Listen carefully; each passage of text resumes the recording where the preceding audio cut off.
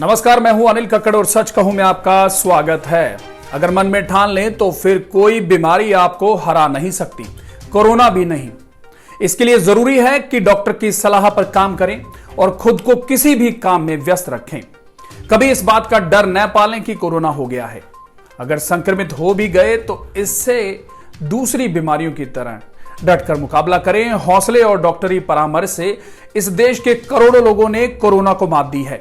उनमें से कुछ लोग जो हाल ही में कोरोना को हराकर सकुशल अपनी जिंदगी में दोबारा अच्छे से लौट आए हैं, जी रहे हैं, उनमें से 5 लोगों की कहानी आज हम आपके साथ शेयर करेंगे। देश के विभिन्न कोनों की यह कहानियां आपको हौसला देंगी और गाइड करेंगी।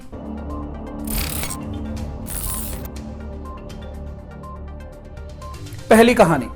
कोरोना महामारी के इस दौर में हर कोई चाहता है कि वह और उसका परिवार सभी सदस्य सुरक्षित रहें, लेकिन कुछ ऐसे लोग भी हैं जो अपने परिवार से दूर रहकर दिन रात संक्रमित मरीजों के इलाज में जुटे हुए हैं। इतना ही नहीं, इस दौरान वे संक्रमण की चपेट में भी आ रहे हैं। बावजूद इसके वे हिम्मत हारने की बजाय अपनी दृढ़ इच्छा शक्ति के बलबूते कोरोना को हराकर मानवता की सेवा में दोबारा ड्यूटी पर लौट रहे हैं। पीजीआई चंडीगढ़ में तैनात नर्सिंग ऑफिसर दिनेश सैनी ऐसे ही कोरोना योद्धाओं में से हैं जो संक्रमित होने के बावजूद डरे नहीं और कोरोना को मात देकर एक बार फिर मरीजों की देखभाल में जुट गए हैं।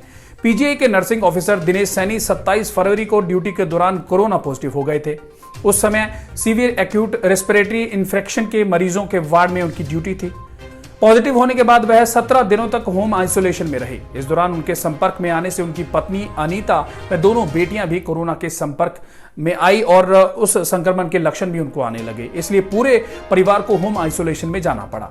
संक्रमण के दौरान दिनेश को बुखार, शरीर में दर्द और गले में परेशानी थी, लेकिन उन्होंने हिम्मत नहीं हारी। उन्होंने खुद के साथ ही अपने परिवार को भी हिम्मत दी। अपनी सकारात्मक सोच और मजबूत इच्छा शक्ति के बल पर कोरोना को हराकर 16 मार्च को फिर से ड्यूटी शुरू कर दी। दिनेश का कहना है कि 12 महीने से संक्रमण के बीच खुद को बचाते हुए मरीजों की देखभाल में जुटे हुए थे, लेकिन अचानक वह भी संक्रमित हो गई। संक्रमित होने के बावजूद तनाव लेने की बजाय खुद को मजबूत करने की जरूरत होती है, जिससे कोरोना को हराना आसान हो जाता है।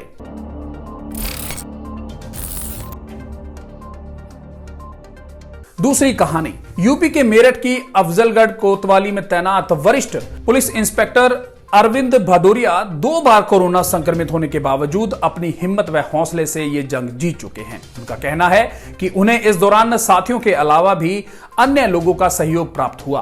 कोतवाली में तैनात 56 वर्षीय अरविंद भदौरिया ने बीते साल लॉकडाउन के दौरान देश विदेश से आने वाले बहुत से लोगों की कोरोना टेस्टिंग कराई और पीड़ितों की भरपूर मदद की।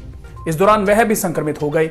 इसके बाद भी वह अपने कार्य में जुटे रहे। दूसरी बार वह स्वयं, पत्नी, 2 पुत्रियां तथा 1 पुत्र के साथ संक्रमित हो गए। अरविंद भदौरिया बताते हैं कि वह बीते अगस्त माह में जब परिवार सहित संक्रमित हुए तो वह काफी परेशान हो गए थे, लेकिन परिवार के सभी सदस्यों ने धैर्य से काम लिया।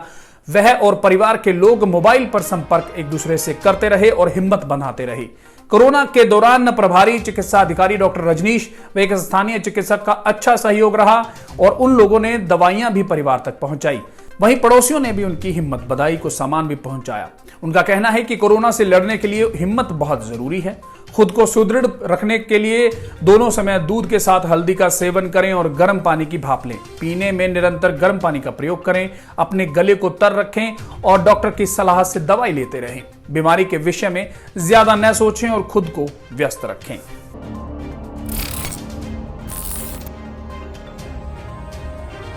तीसरी कहानी। कोरोना के संकट काल में कई परिवारों में लोग होम क्वारंटाइन में हैं। कमरों की 4 दीवारियों में कैद रहते हुए बीमारी और कमजोरी से परेशान होकर चिड़चिड़े हो जाना भी वाजिब है। ऐसी विपरीत परिस्थितियों में भी कई लोग हैं जो सकारात्मक सोच से इस घातक बीमारी से बचकर नायक की तरह सामने आए हैं। लखनऊ के सोंधी टोला निवासी कमल कृष्ण मेहरोत्रा ऐसे ही कोरोना वीर हैं। बीते 40 वर्षों से साधना करते आए हैं। 76 साल की उम्र हो जाने के कारण इस बीमारी ने उन्हें अंदर और बाहर से तोड़ दिया था, लेकिन साधना ने उन्हें नए जीवन जीने की राह दिखाई। उन्होंने संकल्प लिया कि सुबह नित्यक्रम करने के बाद साधना जारी रखेंगे। उनकी इस ऊर्जा से उनकी पत्नी और पोते भी समान रूप से सहभागी रहे। इसलिए अब सभी को कोरोना जो है छोड़ चुका है। रिपोर्ट नेगेटिव आ चुकी है।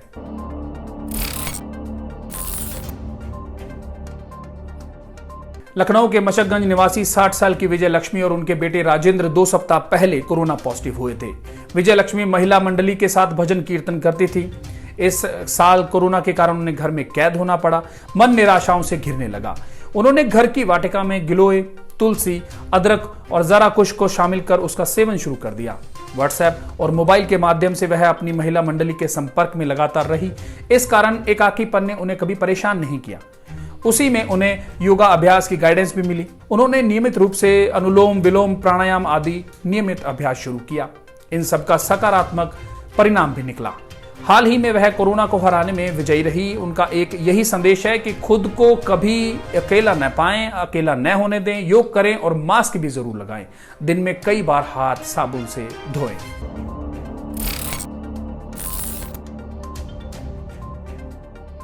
चौथी कहानी।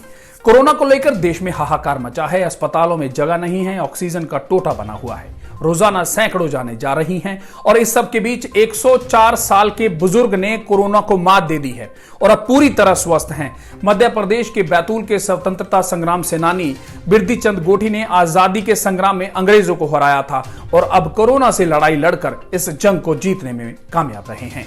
बिरदीचंद गोठी के कुछ करीबी कोरोना वायरस के शिकार हो गए थे। इसके बाद वे भी संक्रमित हो गए। परिवार के लोग चिंतित हो गए, लेकिन बिरदीचंद गोठी की इच्छा शक्ति और हिम्मत ने कोरोना को मात दे दी। डॉक्टरों की सलाह पर बिरदीचंद गोठी का इलाज घर पर ही हुआ। समय समय पर उन्हें दवाइयां और ऑक्सीजन दी गई। 10 दिन के लगातार संघर्ष के बाद कोरोना उनसे हार गया। ठीक होने के बाद बिरदीचंद गोठी का कहना है कि वे सादा जीवन जीते हैं और सादा खाना खाते हैं। उन्होंने डॉक्टरों की सलाह का पूरी तरह पालन किया और ठीक हो गए।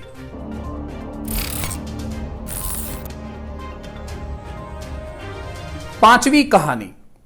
कोरोना से घबराने की जरूरत नहीं है। सकारात्मक सोच, नियमों का पालन और स्वास्थ्य के प्रति सजगता से इस बीमारी को मात दी जा सकती है। यह साबित कर रही है स्वास्थ्य विभाग में कार्यरत स्टाफ नर्स अंजू देवी। इस समय उनकी कोविड अस्पताल में ड्यूटी है। वह कोरोना की शिकार हो गई थी। उनका बड़ा बेटा भी चपेट में आ गया था। इसके बावजूद उन्होंने कोरोना की जंग जीती। अब वह फिर से कोविड अस्पताल में ड्यूटी दे रही हैं। उनका कहना है कि सरकार की गाइडलाइन की पालना की और बेहतर खान-पान से इस बीमारी को जीत लिया। जब से कोरोना महामारी फैली है तो स्टाफ नर्स अंजू देवी की कोविड अस्पताल में ड्यूटी लगी थी। ड्यूटी के दौरान वह कोरोना संक्रमित हो गई।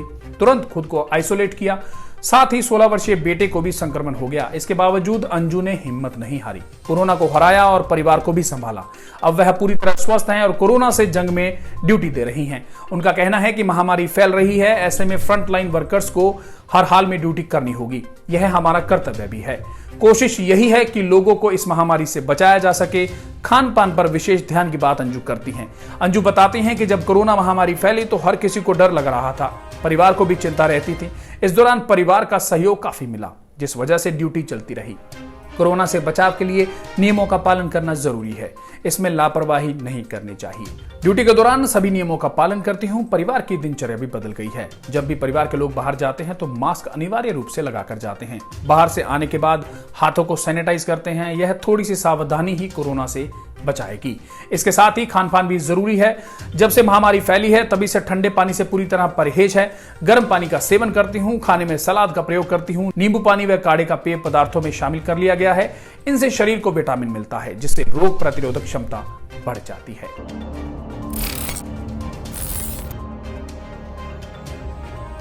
कोरोना से ज्यादा इसका खौफ लोगों को बीमार कर रहा है। यदि आप शुरुआती लक्षण दिखते ही इलाज शुरू कर देते हैं तो आप कोरोना को आसानी से मात दे सकते हैं। आपको अस्पताल, ऑक्सीजन, इंजेक्शन और वेंटिलेटर की जरूरत नहीं पड़ेगी। नमस्कार।